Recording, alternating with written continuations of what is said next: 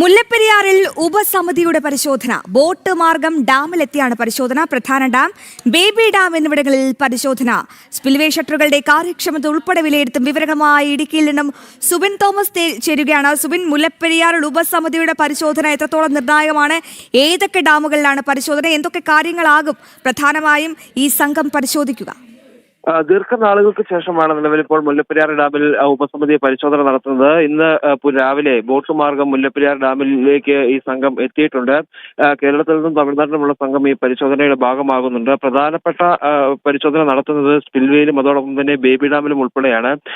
പ്രധാനമായും ഈ കേരളത്തിലും തമിഴ്നാട്ടിലും സർക്കാരുകൾ അധികാരത്തിലെത്തിയ ശേഷമുള്ള ആദ്യത്തെ പരിശോധനയാണ്. അതുകൊണ്ട് തന്നെ വിശദമായ പരിശോധന നടത്തുകയും ഈ എത്രത്തോളം സുരക്ഷാ ക്രമീകരണങ്ങൾ ഇനി ഒരുക്കേണ്ടതായുണ്ട്, അല്ലെങ്കിൽ നിലവിൽ എന്തൊക്കെ നിർമ്മാണ പ്രവർത്തനങ്ങൾ അവിടെ നടന്നിട്ടുണ്ട് എന്ന കാര്യങ്ങളെല്ലാം തന്നെ വിലയിരുത്തും. ഇതുമായി ബന്ധപ്പെട്ടുള്ള രേഖകൾ അല്ലെങ്കിൽ ഇതുമായി ബന്ധപ്പെട്ടുള്ള റിപ്പോർട്ടുകൾ സർക്കാരിന് സമർപ്പിക്കുമെന്നുള്ളതാണ് നമുക്ക് മനസ്സിലാക്കാൻ സാധിക്കുന്നത്. സ്പിൽവേ ഷട്ടറുകളുടെ കാര്യക്ഷമത ഉൾപ്പെടെ വിലയിരുത്തി ഇതുമായി ബന്ധപ്പെട്ട് വിശദമായ റിപ്പോർട്ട് സർക്കാരിലേക്ക് എന്നുള്ളതാണ് നമുക്ക് നിലവിൽ മനസ്സിലാക്കാൻ കഴിയുന്നത്. ഇന്ന് ഉച്ചയ്ക്ക് ശേഷമാവും ഇവർ പരിശോധന കഴിഞ്ഞ് മടങ്ങിയെത്തുക.